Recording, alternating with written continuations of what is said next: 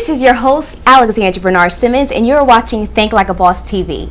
And today we're talking about one of my favorite topics, chasing your dreams and why it is integral for you to live your truth.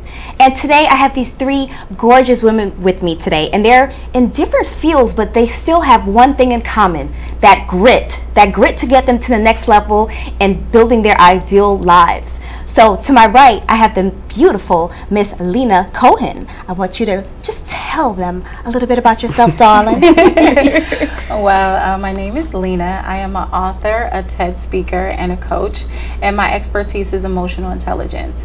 So I love to help people gain a sense of self-awareness, self-control, learn how to have empathy, and to have a certain sense of social awareness. And of course, I love to do women empowerment. It's something that is a part of who I am in just developing people. And, you know, it always feels good when we can come together and collaborate and push one another and lift one another up. So I love what I do. And I'm super excited to be here, so thank you again for having me. Thank you for coming. Every time I call this girl, she comes through, okay? just wanted to put that out there. And next, I have the beautifully talented Lindsay Christian. Tell us a little bit about yourself. Thank you so much for having me, first of all. Of course, thanks for coming. So I am a producer and correspondent for NJTV News. We're literally around the corner, right here in the heart of Newark. I also am a freelance red carpet host and MC for events. I should also mention that I'm the Chief Marketing Officer of the Bougie Bunch. We host professional networking events for women of color. In fact, we're gearing up for our first event in DC this Saturday. So that's amazing. I'm all about, just like you, Lena, women empowerment and just supporting and lifting each other. No, that's perfect. We need more of that, and this is exactly why I have these queens with me today. I just feel their energy every time I follow them on social media. But I'm like a social media stalker a little bit. But last but not least, Miss Natalie Louise. Hello, and thank you for having me. I appreciate it. So I'm Natalie. I am an author, international speaker, and breakthrough coach, and I help women go from breakup to breakthrough. Breakups can be hard, but once you get past the emotional state, I push them to get their breakthrough and get past the heartbreak, get past the pain, get past the shame, and get their confidence back. That's beautiful. Awesome. That's beautiful. Thank you. Thank you for sharing your light with the world. Thank you. So let's just dive right into this topic, because you guys have a long list of beautiful things that you guys are doing right now. How hard was it for you to actually find that path that you're walking right now? Who wants to go first? Look, I got the blank looks. They're like, I can start. Because my journey certainly has not been an easy one, but a fulfilling one, to say the least. I knew when I graduated from college that I wanted to do something in the communications realm. I just didn't know what that was. So I started off teaching communications, and that transitioned to working for a magazine, and I was bitten by the journalism bug when I was working for a magazine writing, and I saw my first piece published, and then from there transitioned to writing for a morning show, news show rather, and then transitioning to on-air work, then moving from Houston to Tulsa, Oklahoma, then to New York City to pursue it on a grand scale. My mom always says, Lindsay's walking a faith walk. It's been a faith walk. This entire journey has been a faith walk. When you have the faith of a mustard seed, and you're walking in your purpose, God will just make a way. And He has throughout my journey. So I just encourage you, those of you who are watching, you know, stay the course, walk in your purpose, and just go with the Spirit. Absolutely. Yeah. Lena, do you want to add to that? Yeah, I had somewhat of an unconventional path as well. It's so interesting. At 16, I actually started working at a bank, and by 19, I was a telemanager, and 21, I was doing retirement planning. So I had spent a lot of my early years in finance, and then like Lindsay, when the market crashed, I realized it wasn't an industry that I wanted to be in. Just seeing the hurt and the pain, and how people could go from living a great life one day to having nothing. I went into the communications field as well. I worked at CBS for a while, but underlying, and you talked about a faith walk, underlying, I had always been a Boys and Girls Club kid. I had over hundreds of hours of volunteerism. I was always speaking. I was always teaching. I was always a grassroots girl underneath. And a few years into my career at CBS, I lost one of my really good girlfriends to drug addiction. And I realized that some of the soup kitchens and park cleanups and walks just wasn't enough for me. So I went back to school and I got my master's in human services, and I decided to change that underlying passion into my way of life. And you know, I started a business, and it's been an incredible journey ever since. And when you talk about entrepreneurship, it is not an easy journey. That road. It is something that it's a journey. Yes. It's something that you learn as you go along, and it can be difficult. But when you have the faith, as Lindsay said, God always makes a way. Always. Fantastic. Thank you so much. Natalie, what do you think, honey? Well, you guys spoke about faith. So my business was birthed from all the pain that I went through. Lots of pain, lots of just things that unsure of myself, trying to figure out who I am, you know, wrong relationships, just trying to fit in crowds that I never was supposed to fit in. But I took that pain and I turned it into power. And I said, you know what? I know I'm not the only one that has been on a journey. You know, I always say with my book, Release the Queen in You, that every woman has a queen inside of her. But sometimes you have to go on a journey to release her, to get to that point where you recognize, wait a minute, I'm a queen. Let me stop acting this way. Let me stop doing these bad behaviors. So on my journey, I realized, you know, I was my own enemy. It wasn't anybody else. It was me. So I had to, you know, start the journey to get myself right and get my mind back right. And I looked through everything and I said, you know what, I know I'm not the only one that's going through this. So as far as, you know, with breakups, that was one of the things, you know, attracting the wrong people, because I wasn't really sure of who I was. But once I realized, wait a minute, I'm a queen, then things started to change. And that's where the business was birthed out of, my book. And then, you know, I was just talking to people. I'm the encourager. I'm the person that people come to. I'm the strong friend. I'm the one that carries the, you know, girl, pray for me. Or I'm up 2 o'clock in the morning on the phone with you. That's just my personality. I do that. I would do that with a complete stranger. But I figured, you know what? Let me turn this into something that's different, something that's not like everything else, and something that can help women. And a lot of people feel shame about their past. They feel shame about breakups. They feel shame about some of the decisions that they made. But my thing is, don't feel shame about your story. You know, God has brought us all through different things, and you never know what someone has went through until they tell their story. So I just decided, you know what, I'm being very transparent. I'm gonna tell my story, and in doing so, I got a lot of people, wait, that's my story too. So just being open and helping women, helping them realize you are a queen. You don't have to settle. Absolutely, yes. And one thing, just across the board, just from sitting here listening to you guys, pain actually leads you to your purpose. Always. And one thing, again, with that faith, it's like you're merging the two. You're turning that negativity that you got from the pain, you're flipping it into a positive aspect. That pain made you wiser. That pain made you stronger. That pain is now making you a teacher for somebody else. Absolutely. And that's something you have to thank God for your past, as well as what He's going to do for you in your future. So because true. everything adds up to your purpose. Yeah. So yes, I agree. Yeah. So my next question is in regards to your childhood. What likes and dislikes in your childhood kind of pertains to what you're doing today? For example, I am a dancer, but I never went to dance school. That was just something that my family could not afford. And I just love dance so much that in my yearbook, when I turned 18, I said, I'm going to be a professional dancer, period. Like, that was it. And I'm going to open my own dance school. And I made sure I manifested that. That was my first business, a performing arts school. And it's still going till this day, 6 years strong. So, and I feel like right now, today's day and age, adults lose their childlike dreams, right? I feel like adulthood is kind of where your dreams go to die. When you get responsibilities and your job and your mortgage, it's like, I don't feel comfortable leaving my job right now to follow my dreams, because, you know, you don't want to take that leap of faith, or you don't want to take a risk. As kids, we were jumping off of roofs. I don't know my job. I was turned for no reason, none. Yeah. But, you know, jumping from one couch to another, like just doing crazy things. And when we get like in adulthood, we're just like, I'd rather not. Right? So just think about like anything in your childhood that you think kind of sparked what you're doing today, or anything that you kept from then that you're applying to now. I have to comment first because my story is analogous to yours. I started dancing at the age of 4, and my grandparents actually supported my mom in putting me through dance school. So I started at the age of 4, and I danced through, I think, my college years, minored in dance. And even when I moved to New York, I continued to pursue it because my dream was to become a dancer with Alvin Ailey, right?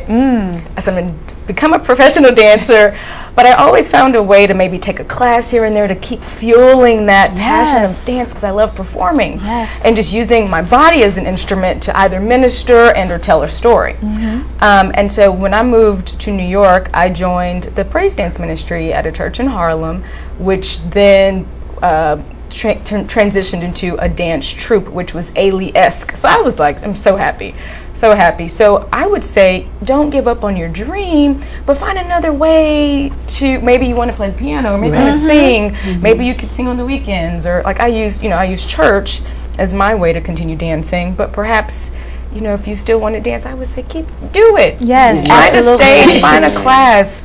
And for me personally, I think that has encouraged and really sparked that performance in me, that communication. I just like to tell a story, whether it's writing, whether it's telling the news story, or telling it through dance, through an art form. That's always been my inspiration. I agree wholeheartedly. Dance opened me up to the entertainment world, period. Absolutely. And it's like I'm in love with the stage. Like right now, I'm in my happy place. We can period.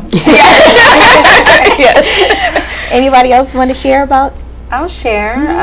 So growing up in Camden, like yourself, we didn't have a lot of opportunities or programs and different things, and people would come in and start programs and they wouldn't all end up the way that we thought they would. But thankfully, when I was 14, a Boys and Girls Club was built, and at first it was in this little house. And we were all like, is this it? Is this it? And we watched it. We watched them build it from the ground up. And that's where I really found out the power of your voice. When I was 17, I became the Boys and Girls Club of Camden County's Youth of the Year. And that is where we express what we've gone through, what we're going through, and what our aspirations are. And that's where I learned that by me using my voice and by me telling my story, that I can get other people to buy in and support programs and other opportunities for children who may not have those same opportunities. So it's so funny how things come full circle. Absolutely. Because although I did all of these other things and had 2 other amazing careers, I ended right back up on a stage talking about my experiences and helping other people. So that was my childhood experience. Absolutely.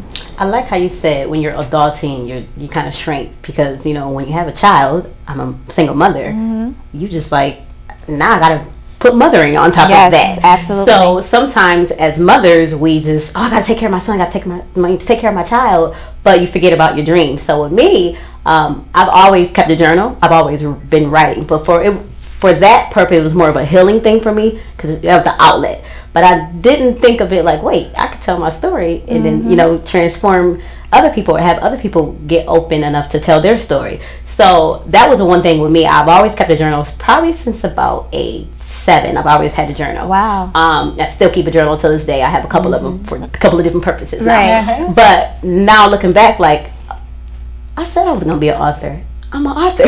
So it's just going back and keeping that. I still keep that part of me. That part of me has never died, even to the point where even my child, he does the same thing. He keeps the journal himself. So I would encourage anyone watching, that is a single parent or a parent, just, whatever your dreams are, keep those have that childlike faith and keep going with that dream, whatever it may be. Absolutely, I agree. So to our next question, what do you guys think are the most common dream blockers that the average person is facing nowadays? People. There you go. It's actually people. There you It's go. the number one thing. In my latest book, Stop, Drop, and Roll, stop is for stop procrastinating. Drop is drop negative people, places, and things that are hindering your destiny. And roll is being able to roll with the punches. But that center part, when I do workshops, when I go out and speak, and I get to drop the negative people, places, and things that are hindering your destiny. Yes. People are so Life-changing. emotionally tied to toxic individuals that don't believe in them, that don't encourage them, that don't support them, that don't serve a positive purpose in their life.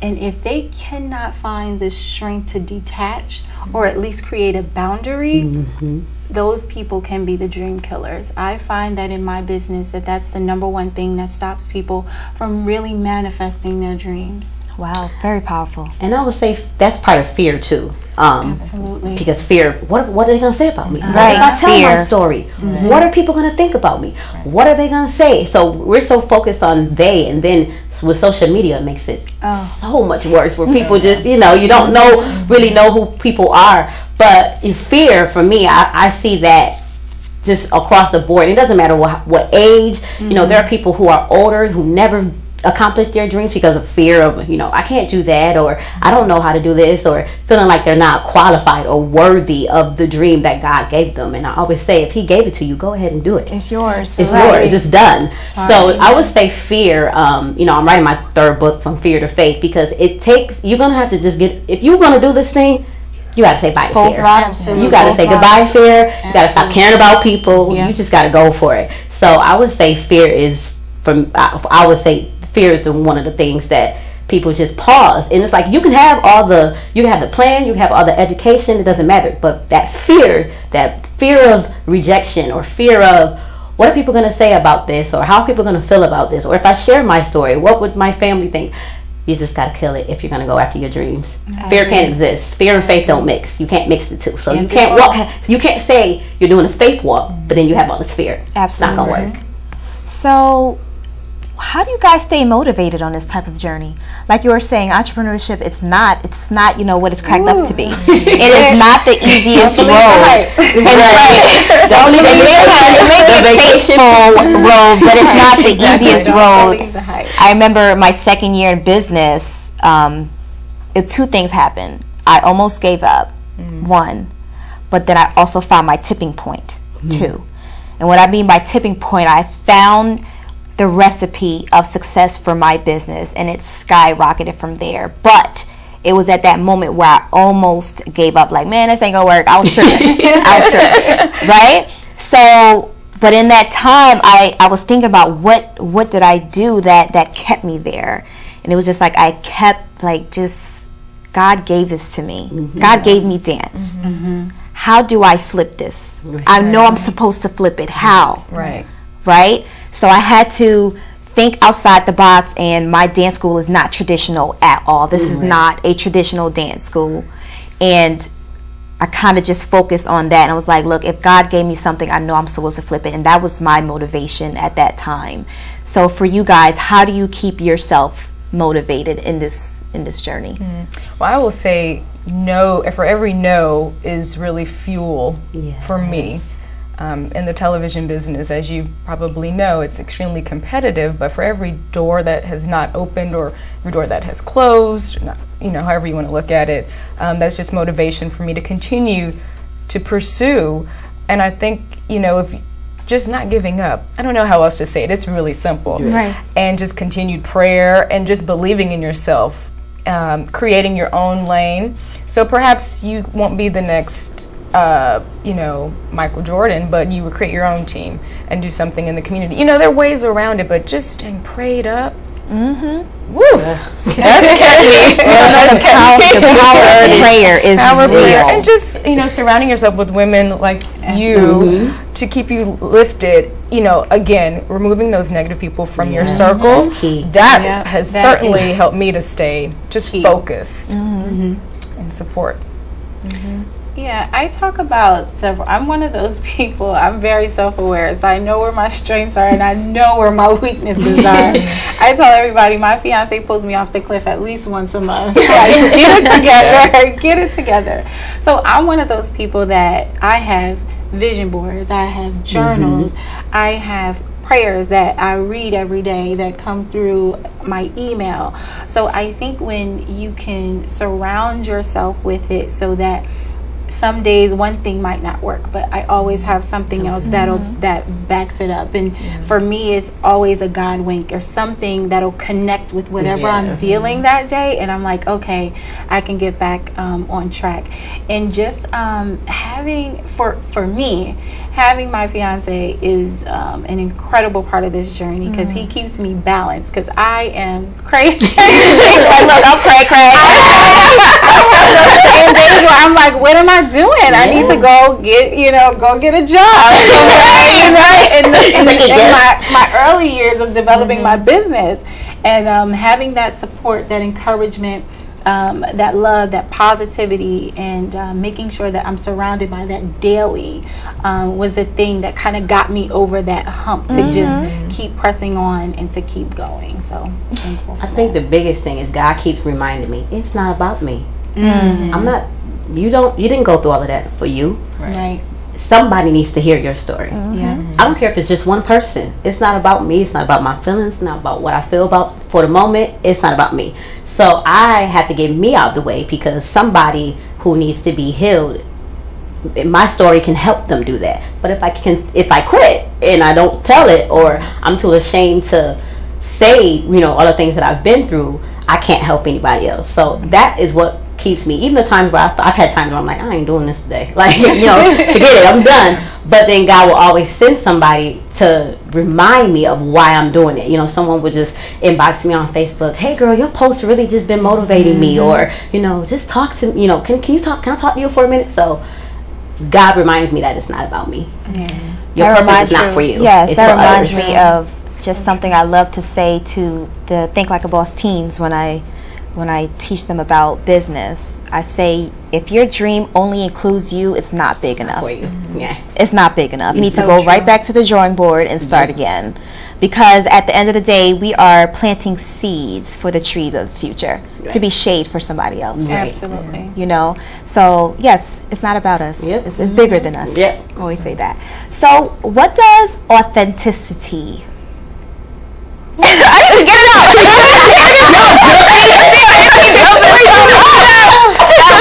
That's one of my favorite.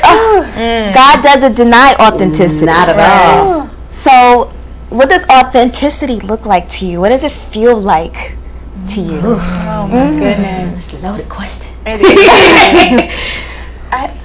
It's so interesting, because as you talked about social media and you talked about fear, so many people are judging themselves based on what they see other people doing, who are so disingenuous and are so unauthentic. And you don't realize it until you may be able to get closer to those individuals, or you pull the curtain and you say, oh my goodness, what's going on here? Put it back.